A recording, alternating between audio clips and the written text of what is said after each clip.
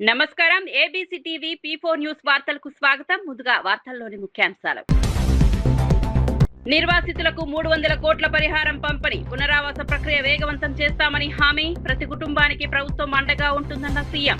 వెలిగొండతో సాగు, త్రాగునీటి సమస్యలకు పరిష్కారమన్న వ్యాఖ్య.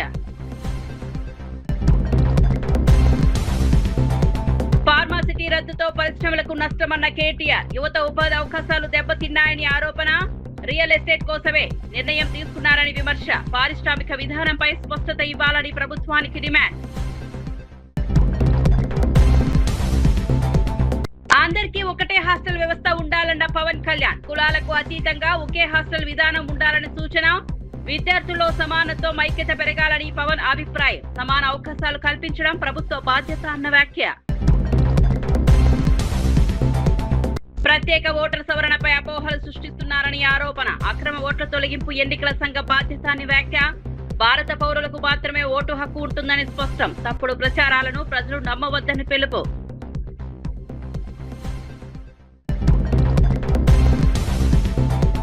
ఈగల్ విభాగం దేశంలోనే ఉత్తమ యాంటీ డ్రగ్స్ యూనిట్ అన్న మంత్రి. డ్రగ్స్ రహిత ఆంధ్రప్రదేశ్ లక్ష్యమని స్పష్టం.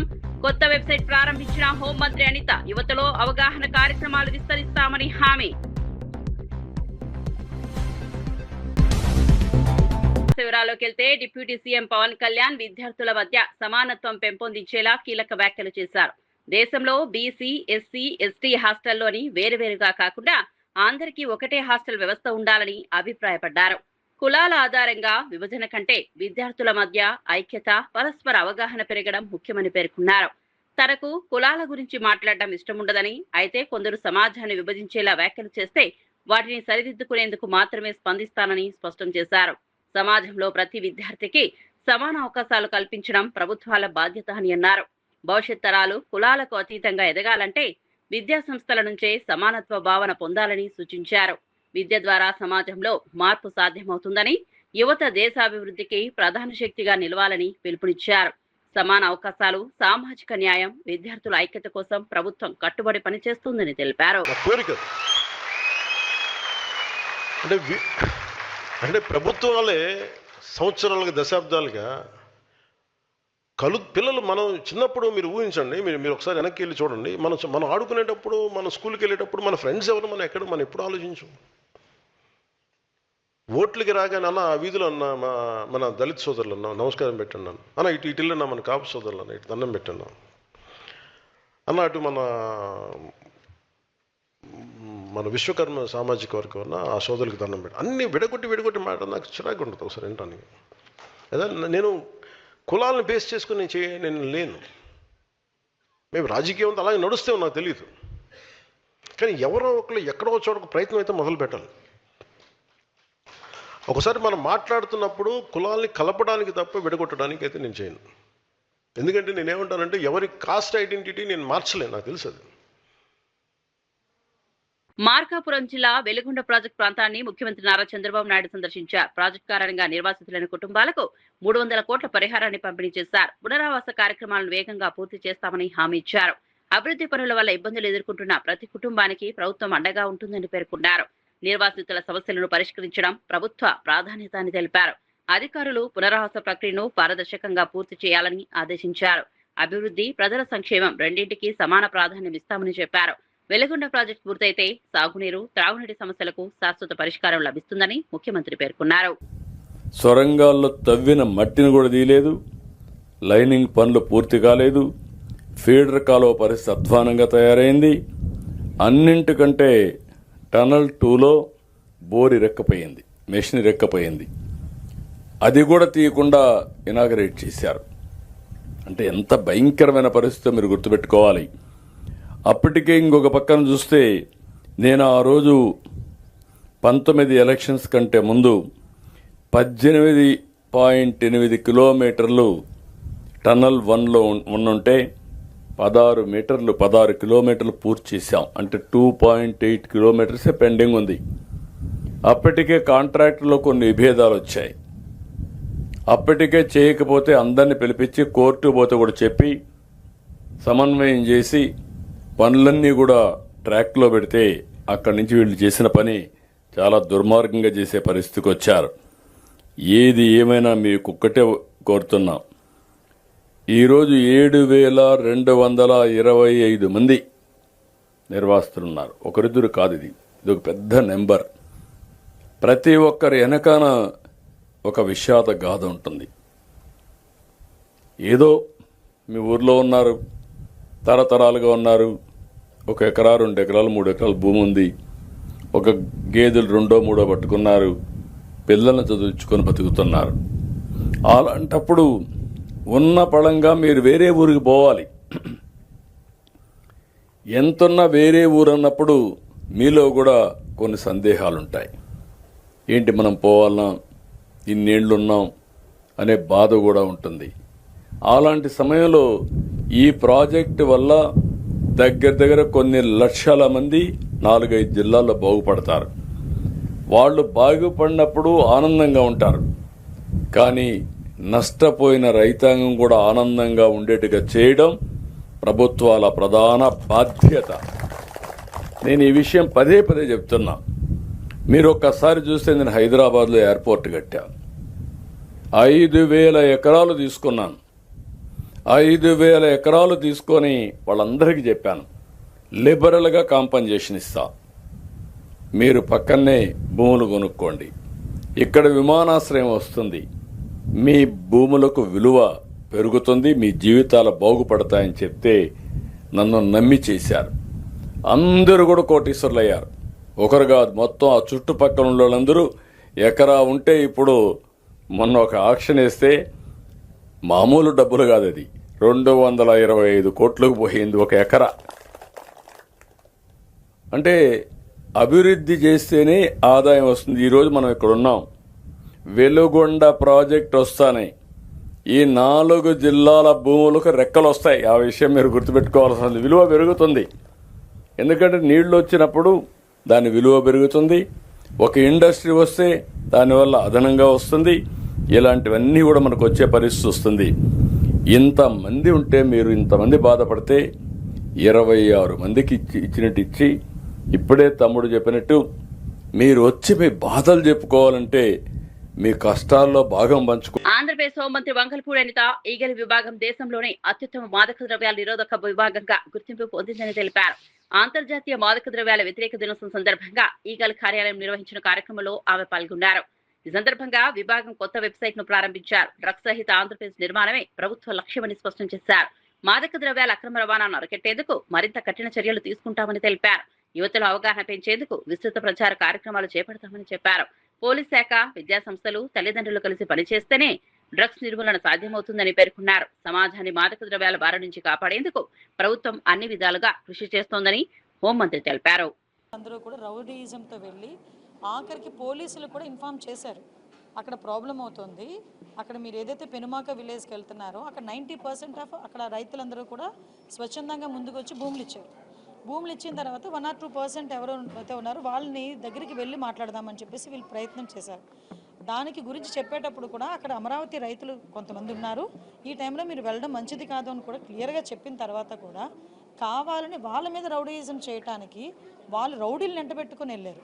అంటే రౌడీలను ఎంటబెట్టుకుని అమరావతి రైతుల మీద రౌడీయిజం చేయడానికి వెళ్ళారా? ఈరోజు వెళ్ళి తిరిగి వాళ్ళేదో రైతులేదో తప్పు చేశారన్నట్టుగా మాట్లాడడం అనేది మంచి పద్ధతి కాదు.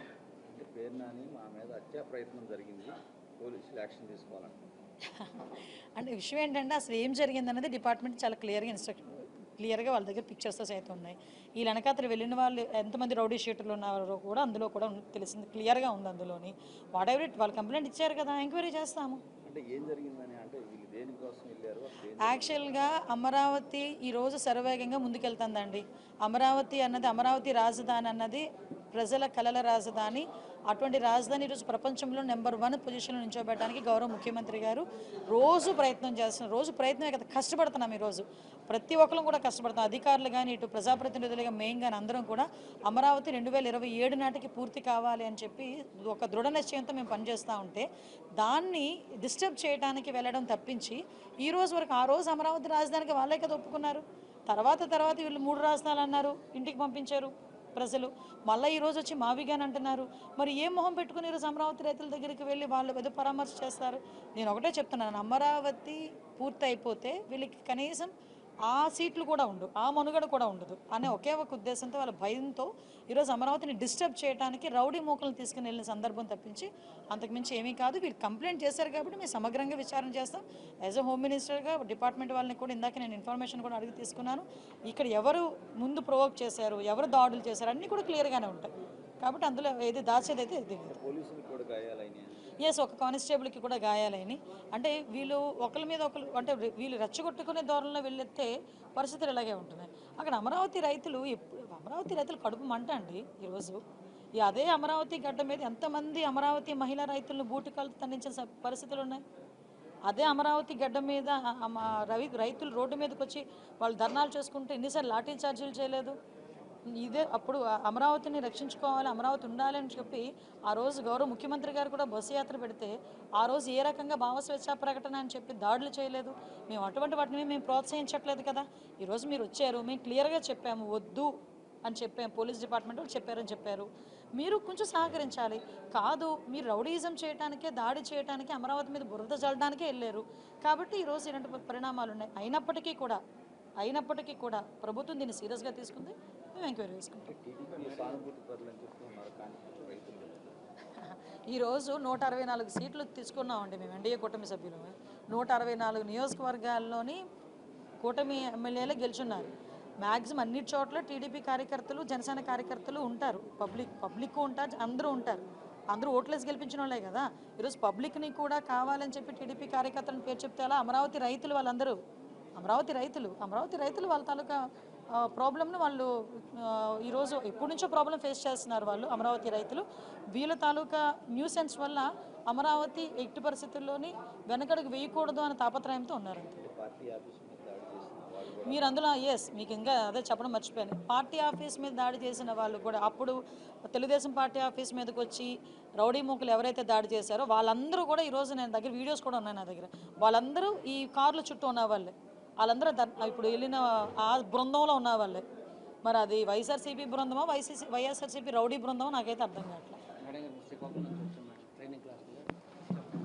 ప్రభుత్వ సంక్షేమ కార్యక్రమాల్లో భాగంగా ఎమ్మెల్యే రాధాకృష్ణ ముఖ్యమంత్రి సహాయ నిధి కింద 95 మంది లబ్ధిదారులకు 52.73 లక్షల విలువైన చెక్కులను పంపిణీ చేశారు. వైద్య చికిత్సలు మరియు అత్యవసర అవసరాల కోసం ఈ ఆర్థిక సాయం అందజేసినట్లు తెలిపారు. అర్హులైన ప్రతి ఒక్కరికి ప్రభుత్వ సహాయం అందేలా చర్యలు తీసుకుంటున్నామని పేర్కొన్నారు. ప్రజలు ఇబ్బందులు ఎదుర్కొంటున్నప్పుడు ముఖ్యమంత్రి సహాయ నిధి ఎంతో ఉపయోగపడుతుందని అన్నారు. పేద మధ్యతరగతి కుటుంబాలకు ఈ పథకం ఆర్థిక భరోసా కల్పిస్తోందని చెప్పారు.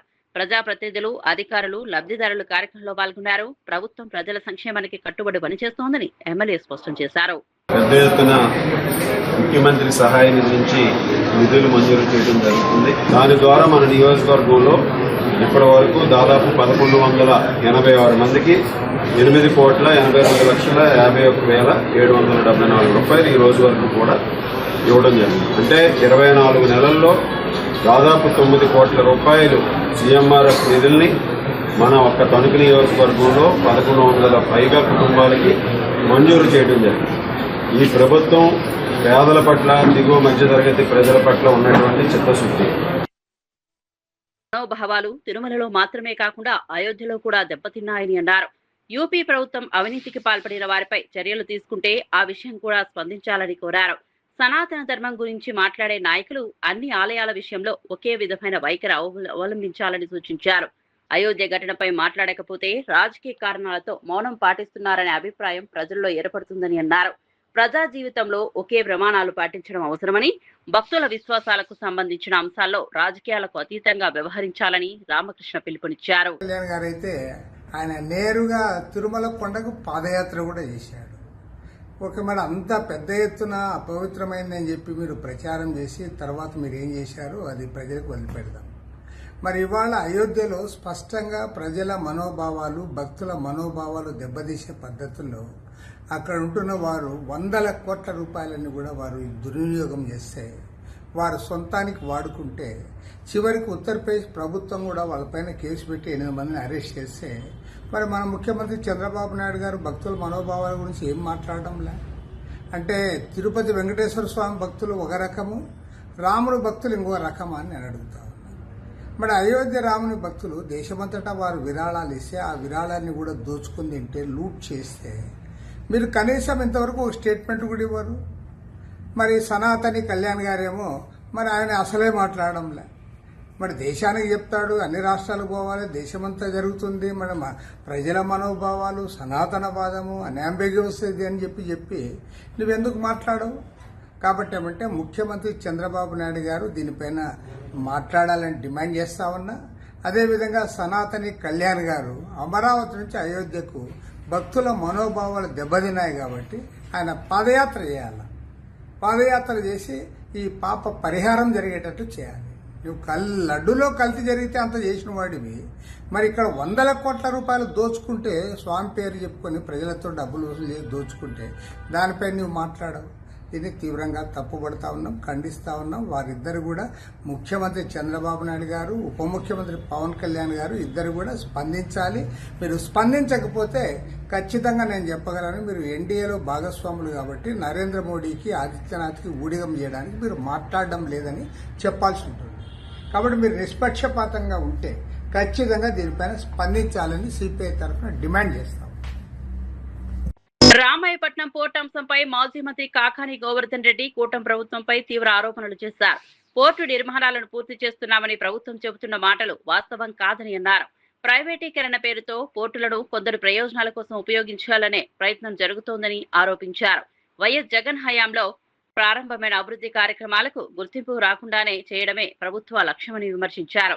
ప్రజల ఆస్తులను ప్రైవేట్ సంస్థలకు అప్పగించడం వల్ల రాష్ట్ర ప్రయోజనాలు దెబ్బతింటాయని పేర్కొన్నారు. పోర్టుల అభివృద్ధి పేరుతో తీసుకుంటున్న నిర్ణయాలపై ప్రభుత్వం పూర్తి పారదర్శకత పాటించాలని డిమాండ్ చేశారు. రాష్ట్ర అభివృద్ధికి అవసరమైన కీలక ప్రాజెక్టులను రాజకీయ కోణంలో చూడకుండా ప్రజల ప్రయోజనాలను దృష్టిలో ఉంచుకొని ముందుకు తీసుకెళ్లాలని సూచించారు. ఈ అంశంపై ప్రభుత్వం స్పష్టమైన వివరణ ఇవ్వాలని డిమాండ్ చేశారు. ఆయన రామాయపట్నం కానీ, మూలపేట కానీ, మచిలీపట్నం కానీ ఈ 3 పోర్టులకు సంబంధించి కూడా ఆయన అభివృద్ధిని వేగవంతం చేయాలనేటువంటి ఒక నిర్ణయం తీసుకోవడం జరిగింది.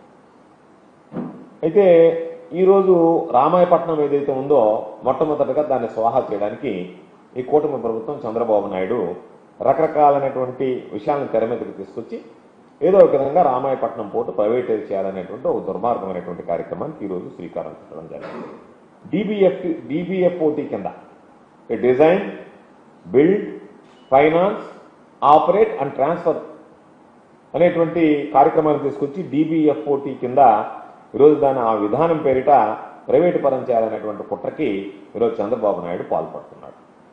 ఇప్పటికే దాదాపుగా మనం చూసాం, నెల్లూరు జిల్లాకు సంబంధించి దశాబ్దాల కళ, మత్స్యకారుల కోరిక, ఈ ప్రాంత మత్స్యకారుల కోరిక ఫిషింగ్ హార్బర్ కావాలని చెప్పి అది జగన్మోహన్ రెడ్డి గారి ద్వారా సాకారమైంది. జగన్మోహన్ రెడ్డి గారి ద్వారా సాకారమైనటువంటి జువలదిన్న ఫిషింగ్ హార్బర్ని ఇప్పటికే దాన్ని ప్రైవేటు పరం చేయడానికి చంద్రబాబు నాయుడు పౌర కథ జరిపింది. అందులో కొంత భాగం సాగర్ డిఫెన్స్ కూడా కట్టబెట్టడం జరిగింది. రాష్ట్రంలో బ్లూ ఎకానమీ అభివృద్ధి చేయాలనేటువంటి దిశగా అడుగులు వేశాడు. ఈరోజు ఆ పోర్టులన్నింటినీ కూడా పట్టించుకోకుండా ఆ పనులన్నీ పడకేసినట్టుగా ఈరోజు వాటిని ఎక్కడా కూడా తీవ్ర నిర్లక్ష్యానికి గురి చేస్తూ ఈరోజు జగన్మోహన్ రెడ్డి గారికి ఎక్కడ క్రెడిట్ వస్తుందో, ఈ పనులన్నీ పూర్తయితే జగన్మోహన్ రెడ్డి గారి హయాంలో ఈ 3 పోర్టులు పూర్తయ్యాయనేటువంటిది ప్రజలు మాట్లాడుకుంటారు, చర్చిస్తారు. ప్రజలు జగన్మోహన్ రెడ్డి గారికి మంచి పేరు వస్తుందనేటువంటి కడుపు మంటతో ఈరోజు చంద్రబాబు నాయుడు గారు వాటిని నిర్వీర్యం చేయడం కాకుండా, నిర్లక్ష్యం ప్రదర్శించడమే కాకుండా వాటిని ప్రైవేటు పరం చేయాలనేటువంటిది ఈరోజు నిజంగా దురదృష్టకరమైనటువంటి పరిణామం. వైఎస్ఆర్ కాంగ్రెస్ పార్టీ ప్రభుత్వంలో దాదాపు 60% పనులు పూర్తయినటువంటి రామాయపట్నం పోర్టులను పక్కన పెట్టి చంద్రబాబు నాయుడు ప్రభుత్వం ఈరోజు ఏకంగా ప్రైవేటీకరణ చేయాలనేటువంటి ఆలోచన చేయడం వెనక మీకు ఉన్నటువంటి ఉద్దేశం ఏమిటనేటువంటిది ఈరోజు స్పష్టంగా చెప్పాల్సినటువంటి అవసరం ఉంది. ఎందుకంటే ప్రజలకు సంబంధించినటువంటి ఆస్తుల్ని ఈ ప్రభుత్వం ఇష్టారీతిగా వ్యవహరిస్తుంది, ఇష్టారీతిగా అమ్మేస్తుంది అనేటువంటి చర్చ ఈరోజు జరుగుతున్నటువంటి నేపథ్యంలోనే ఈరోజు చంద్రబాబు నాయుడు మరలా ఈ రామాయపట్నం పోర్టును కూడా ఈరోజు DBFOT కింద దాన్ని కూడా ఆ విధానం కింద దాన్ని ప్రైవేటీకరంగా ప్రైవేటు వ్యక్తులకు కట్టబెట్టడానికి ఒక ఆలోచన చేశాడు. మనం చూసాం మెడికల్ కాలేజీ విషయంలో చంద్రబాబు నాయుడు ఏ విధంగా ప్రయత్నం చేశాడో. కేంద్ర మంత్రి కిషన్ రెడ్డి ఓటర్ జాబితా ప్రత్యేక సవరణ ప్రక్రియపై కాంగ్రెస్, బీఆర్ఎస్ నాయకులు ప్రజలను తప్పుదోవ పట్టిస్తున్నారని ఆరోపించారు. హైదరాబాద్ లో అక్రమంగా నివసిస్తున్న రోహింగ్యాలకు ఓటర్ గుర్తింపు కార్డులు, రేషన్ కార్డులు, బ్యాంకు ఖాతాలు ఉన్నాయని అన్నారు. ఓల్డ్ సిటీలో బూత్ లెవెల్ అధికారులను కొందరు బెదిరిస్తున్నారని ఆరోపించారు. ప్రజా ప్రాతినిధ్య చట్టం ప్రకారం భారత పౌరులకు మాత్రమే ఓటు హక్కు ఉంటుందని స్పష్టం చేశారు. ఓటర్ జాబితా సమగ్ర సవరణను ఎట్టి పరిస్థితుల్లోనూ అడ్డుకోలేరని పేర్కొన్నారు. అక్రమ ఓట్లను తొలగించి పారదర్శక ఎన్నికల వ్యవస్థను బలోపేతం చేయడం ఎన్నికల సంఘం బాధ్యత అని అన్నారు. ప్రజలు తప్పుడు ప్రచారాలు నమ్మవద్దని కిషన్ రెడ్డి పిలుపునిచ్చారు.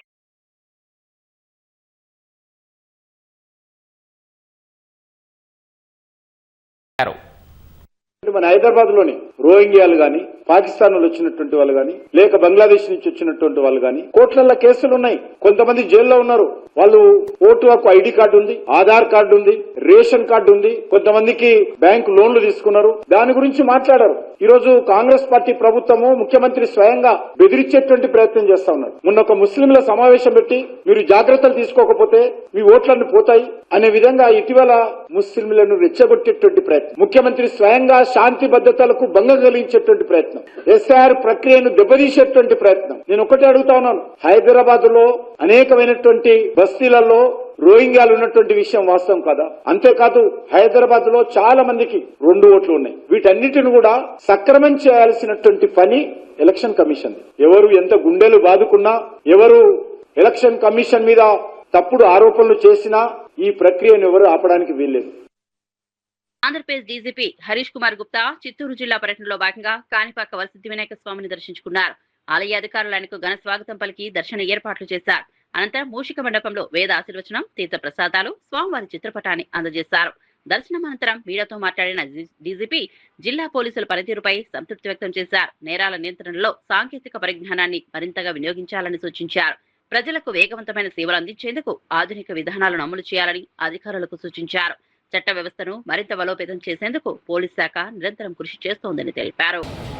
పోలీస్ డిపార్ట్మెంట్, ఎస్పీ గారు, పోలీస్ సిబ్బంది మొత్తం బాగా పనిచేస్తున్నారు, బాగా కృషి చేస్తున్నారు. దాంట్లో భాగంగా టెక్నాలజీ ఇట్లా వాడాలా, పబ్లిక్ సర్వీసెస్ ఇట్లా ఇవ్వాలా, దాంట్లో సంవత్సరం ఈ టెంపుల్లో మాట్లాడుతున్నాను. చాలా బాగా జరిగింది, బాగా డెవలప్మెంట్ అయింది, చాలా ఆనందంగా ఉంది. నేను దాదాపు ఒక 10 సంవత్సరాల క్రితం ఇక్కడికి వచ్చాను. బాగా డెవలప్మెంట్ చిన్నది సార్. రాష్ట్రంలో ఎర్రచందనం చాలా తగ్గింది సార్. అంటే మనం జరుగుతూ ఉన్నట్టు లేనట్టు. అవును, ఎర్రచందనం బాగా తగ్గింది. మరి మన లాస్ట్ 2 ఇయర్స్లో మీరు చూస్తే అన్ని గ్యాంగ్స్ ఇప్పుడు జైల్లో ఉన్నాయి. కన్విక్షన్స్ బాగా వస్తున్నాయి, 100% కన్విక్షన్స్ వస్తున్నాయి. సో దాంట్లో బాగా కంట్రోల్ అయింది. తెలంగాణలో భారతీయ జనతా పార్టీ అధికారంలోకి రావడం ఖాయమని బీజేపీ రాష్ట్ర అధ్యక్షుడు రామచంద్రరావు ధీమా వ్యక్తం చేశారు. కాంగ్రెస్, బీఆర్ఎస్, ఎంఐఎం పార్టీలు కలిసి వచ్చినా బీజేపీని ఓడించలేవని అన్నారు. బీజేపీ జాతీయ అధ్యక్షుడు నితిన్ నబీ 3 రోజుల పర్యటన రాష్ట్ర పార్టీకి మరింత బలం చేకూరుస్తుందని పేర్కొన్నారు. ఈ సందర్భంగా రంగారెడ్డి జిల్లా పార్టీ కార్యాలయాన్ని ప్రారంభించడంతో పాటు మరో 9 జిల్లా కార్యాలయాలను వర్చువల్ గా ప్రారంభించనున్నట్లు తెలిపారు. రాష్ట్ర వ్యాప్తంగా పార్టీని క్షేత్రస్థాయిలో బలోపేతం చేసే కార్యక్రమాలను వేగవంతం చేస్తున్నామని చెప్పారు. ప్రజా సమస్యలపై నిరంతరం పోరాడుతూ ప్రత్యామ్నాయ రాజకీయ శక్తిగా బీజేపీ ఎదుగుతోందని పేర్కొన్నారు. రానున్న ఎన్నికల్లో ప్రజలు బీజేపీకి పూర్తి మద్దతు ఇస్తారని ఆయన విశ్వాసం వ్యక్తం చేశారు. హైదరాబాద్ నగరానికి ఈరోజు మన నరేంద్ర మోదీ గారి నాయకత్వంలో వికసిత్ భారత్ వైపు పోతున్నటువంటి ఒక వికసిత్ సంకల్ప ఏదైతే మేము అనుకున్నామో ఆ సంకల్పంతో హైదరాబాద్ నగరంలో ఈ 3 కార్పొరేషన్లు కూడా మేము పూర్తిగా గెలుస్తామని చెప్పేసి కూడా మా నమ్మకం ఉంది. కార్యకర్తల ఉత్సాహం ఉన్నది. వచ్చేది తెలంగాణలో బీజేపీ ప్రభుత్వమే. Majlis party, MIM, Congress, BRS 3 కలిపి కూడా బీజేపీని ఓడించలేరు. BRS working president KTR pharma city రద్దు అంశంపై కాంగ్రెస్ ప్రభుత్వాన్ని తీవ్రంగా విమర్శించారు. రియల్ ఎస్టేట్ ప్రయోజనాల కోసమే ఫార్మాసిటీని రద్దు చేసి ఫ్యూచర్ సిటీ పేరుతో భూములపై దృష్టి పెట్టారని ఆరోపించారు. వేలాది యువతకు ఉద్యోగాలు కల్పించే ఉద్దేశంతో 7 సంవత్సరాల పాటు కష్టపడి 14,000 ఎకరాల భూమిని సేకరించామని గుర్తు చేశారు. కాంగ్రెస్ ప్రభుత్వం అధికారంలోకి వచ్చిన వెంటనే ఆ ప్రాజెక్టును రద్దు చేయడం రాష్ట్ర పారిశ్రామిక అభివృద్ధికి పెద్ద దెబ్బ అని అన్నారు. పెట్టుబడులు, ఉపాధి అవకాశాలు కోల్పోయే పరిస్థితి ఏర్పడిందని విమర్శించారు. పారిశ్రామిక ప్రాజెక్టుల విషయంలో ప్రభుత్వం స్పష్టమైన విధానం ప్రకటించాలని డిమాండ్ చేశారు. తెలంగాణ యువత భవిష్యత్తును దృష్టిలో పెట్టుకుని పరిశ్రమలకు ప్రాధాన్యం ఇవ్వాలని కేటీఆర్ సూచించారు. అగ్రిమెంట్ పట్టాలున్నాయి, గుంజుకోవాలా, బెదిరియాలా, అడ్డికి పావుషేరు లాక్కోవాలా, ఇది తప్ప ఏమీ లేదు సార్ అని చెప్పిపోయినాడు. నేను చెప్పేది వాస్తవమేనా? కేసీఆర్ గారు ఏ కారణం చేత ఫార్మాసిటీ అన్నారో ఒక్కసారి మీరు కూడా తెలుసుకోవాల్సిన అవసరం ఉంది. ఆయనకేమి ఈ ప్రాంతం మీద ఇష్టం లేకనో ఇంకోటో కాదు. ఈ ప్రాంతం మీద ఇష్టంతోనే ఇక్కడ బ్రహ్మాండంగా మన పిల్లలకు కొలువులు రావాలని ప్రపంచంలోనే అతి పెద్ద ఫార్మా క్లస్టర్. అది కూడా ఎందుకు వచ్చింది ఆలోచన? మనకు చరిత్ర కూడా కొంత తెలవాలి. ఒకనాడు హైదరాబాద్లో IDPL అనే సంస్థ, Indian drugs and pharmaceuticals limited అనే సంస్థని 1950 ఆ ప్రాంతంలో కేంద్ర ప్రభుత్వం ఏర్పాటు చేసింది. ఆ తర్వాత అందులోకెళ్ళి కొంతమంది సైంటిస్టులు బయటకు వచ్చి డాక్టర్ రెడ్డీస్ అని, హెట్రో అని, అరబిందో అని రకరకాల ఫార్మా కంపెనీలు పెట్టినారు. తద్వారా హైదరాబాద్ అనేది బ్రహ్మాండంగా భారతదేశానికే, ముఖ్యంగా ఈ ఫార్మస్యూటికల్స్ విషయంలో, ఔషధాల విషయంలో ఒక అగ్రశ్రేణి నగరంగా, ఒక రాజధానిగా ఎదిగింది. అయితే ఇదంతా ఏమైంది? ఆ బాల్నగరు, జీడిమెట్ల, రామచంద్రాపురం, పటాన్ చెరువు అడిదిక్కంతా ఇష్టానుసారంగా అప్పుడు అనుమతులు ఇచ్చుకుంటూ పోయినారు. అప్పట్లో కాలుష్య నియంత్రణ కూడా సరిగా చూసుకోలేదు. అందుకే ఆ ప్రాంతమంతా, కుకట్పల్లి ఆ ప్రాంతమంతా కాలుష్యం పాలైంది అనే పరిస్థితి. ఎల్బీ నగర్లో కూడా ఒక కంపెనీ ఉంటుండే, ఆ కంపెనీకి వెళ్ళి కూడా కాలుష్యం వస్తుందని చెప్పి బాధపడుతుండే. అందుకే కేసీఆర్ గారు ఆలోచన చేసినాడు, ఇట్లా కాదు, దీనికి శాశ్వత పరిష్కారం ఉండాలి, హైదరాబాద్లో పిల్లల కొలువులు రావాలి, ఫార్మాస్యూటికల్ ఇండస్ట్రీ కూడా మంచిగా ఉండాలి. అందుకే ఒక కొత్త ప్రపంచ స్థాయిలో కొత్తగా ఆలోచన చేసి పొల్యూషన్ అనేది లేకుండా, కాలుష్యం అనేది లేకుండా అంతర్జాతీయ ప్రమాణాలతో జీరో లిక్విడ్ డిశ్చార్జ్, ZLD అంటారు, ఆ ZLD ప్రమాణాలతో పొల్యూషన్ లేకుండా కట్టాలి అని చెప్పి కేసీఆర్ గారు 3 హెలికాప్టర్లు వేసుకొని 2014-15 సంవత్సరంలో అధికారులను, పారిశ్రామికవేత్తలను తీసుకొచ్చి ఇక్కడ ముచ్చర్ల ప్రాంతంలో ఆ రోజుల్లో 2015లో ఈ స్థలాన్ని ఎంపిక చేయడం జరిగింది. ఎందుకోసం? అక్కడి పరిశ్రమలన్నింటినీ కూడా ఇక్కడ ముందు కాలుష్యం లేకుండా చేసి, ముందే మొత్తం అంతర్జాతీయ స్థాయి ప్రమాణాలతో నిర్మాణం చేసి కాలుష్యం వెదజల్లేదానికి అవకాశం లేకుండా, పటాన్ చెరువులోనో, రామచంద్రాపురంలోనో, జీడిమెట్లలో జరిగిన నష్టం భవిష్యత్తులో ఇక్కడ జరగకుండా, ఈ ప్రాంతంలో పిల్లలకు ఉద్యోగాలు వచ్చే విధంగా, 5 లక్షల మందికి ఉద్యోగాలు వచ్చే విధంగా అంతర్జాతీయ ప్రమాణాలతో ఒక హైదరాబాద్ ఫార్మా సిటీ అనే దానికి 7 ఏళ్లు కష్టపడి రైతులను ఒప్పించి మెప్పించి, వాళ్ళు నిరసనలు చెప్తుంటే కూడా ఇటు సబితమ్మ, అటు మంచిరెడ్డి కిషన్ రెడ్డి గారు పాపం అవస్థలు పడి ఒప్పించి మెప్పించి 14,000 ఎకరాలు వారి నుండి మహేశ్వరం మరియు ఇబ్రహీంపట్నం కాన్స్టిట్యున్సీలో మనం సేకరించుకున్నాం. దేనికోసం? మన పిల్లల భవిష్యత్తు మంచిగా ఉండాలి. కరోనా లాంటి మరి ఉపద్రవాలు వచ్చినప్పుడు, మందులు దొరకకుండా అవస్థలు పడే పరిస్థితి వచ్చినప్పుడు మన హైదరాబాదు, మన తెలంగాణనే ప్రపంచం మొత్తానికి ఒక దిక్కు కావాలి, మన పిల్లల కొలువులు రావాలి అనే ఉద్దేశంతో ఫార్మా సిటీ అని మనం ప్రతిపాదించినాం. 14,000 ఎకరాలు మనం సేకరించినాం. ఇవాళ ముఖ్యమంత్రి గారు ఏం చేస్తున్నారు? మొత్తం ఇక్కడికి వచ్చి అధికారంలోకి రాగానే ఫార్మా సిటీ రద్దు. అమరావతిలో జరిగిన దాడుల ఘటనపై మాజీ మంత్రి పేర్ని నాని తీవ్ర ఆగ్రహం వ్యక్తం చేశారు. అమరావతిలో జరుగుతున్న పరిణామాలు బయటకు రాకుండా చేయాలనే ఉద్దేశంతోనే దాడులు జరిగాయని ఆరోపించారు. తమపై దాడి చేసిన వారిపై హత్యాయత్నం కేసులు నమోదు చేయాలని, వాహనాలను ధ్వంసం చేసిన వారిపై కఠిన చర్యలు తీసుకోవాలని డిమాండ్ చేశారు. ఈ ఘటనలో తీవ్రంగా గాయపడిన హెడ్ కానిస్టేబుల్ పరిస్థితి విషమంగా ఉందని ఆందోళన వ్యక్తం చేశారు. చట్టాన్ని అమలు చేయాల్సిన ప్రభుత్వం దాడులకు పాల్పడిన వారిని రక్షించకుండా నిక్షిప్తపాతంగా విచారణ జరిపించాలని కోరారు. ప్రజాస్వామ్యంలో హింసకు స్థానం లేదని, రాజకీయ విభేదాలను చట్టబద్ధ మార్గాల్లోనే పరిష్కరించాలని అన్నారు. ఘటనపై పూర్తిస్థాయి దర్యాప్తు చేసి బాధ్యులపై కఠిన చర్యలు తీసుకుంటేనే ప్రజలకు న్యాయం జరుగుతుందని అన్నారు. నమోదు చేయాలి, వాహనాలు ధ్వంసం చేసినటువంటి వ్యక్తుల్ని చర్యలు తీసుకోవాలి. అలాగే పోలీసు కానిస్టేబుల్ గారు, హెడ్ కానిస్టేబుల్ గారు, వారు తలకాయ పగిలి అపస్మారక స్థితిలో ఇవాళ సీరియస్ గా ఉన్నటువంటి ఆయన మీద ఎవరైతే దాడి చేశారో వారి మీద కూడా గట్టిగా చర్యలు తీసుకోవాలి అని చెప్పని. నిర్వాసితులకు 300 కోట్ల పరిహారం పంపిణీ, పునరావాస ప్రక్రియ వేగవంతం చేస్తామని హామీ, ప్రతి కుటుంబానికి ప్రభుత్వం అండగా ఉంటుందన్న సీఎం. వెలిగొండతో సాగు, త్రాగునీటి సమస్యలకు పరిష్కారమన్న వ్యాఖ్య. ఫార్మాసిటీ రద్దుతో పరిశ్రమలకు నష్టమన్న కేటీఆర్. యువత ఉపాధి అవకాశాలు దెబ్బతిన్నాయని ఆరోపణ. రియల్ ఎస్టేట్ కోసమే నిర్ణయం తీసుకున్నారని విమర్శ. పారిశ్రామిక విధానంపై స్పష్టత ఇవ్వాలని ప్రభుత్వానికి డిమాండ్. అందరికీ ఒకటే హాస్టల్ వ్యవస్థ ఉండాలన్న పవన్ కళ్యాణ్. కులాలకు అతీతంగా ఒకే హాస్టల్ విధానం ఉండాలని సూచన. విద్యార్థుల్లో సమానత్వం, ఐక్యత పెరగాలని పవన్ అభిప్రాయం. సమాన అవకాశాలు కల్పించడం ప్రభుత్వ బాధ్యత అన్న వ్యాఖ్య. ప్రత్యేక ఓటర్ సవరణపై అపోహలు సృష్టిస్తున్నారని ఆరోపణ. అక్రమ ఓట్ల తొలగింపు ఎన్నికల సంఘ బాధ్యత అని వ్యాఖ్య. భారత పౌరులకు మాత్రమే ఓటు హక్కు ఉంటుందని స్పష్టం. తప్పుడు ప్రచారాలను ప్రజలు నమ్మవద్దని పిలుపు.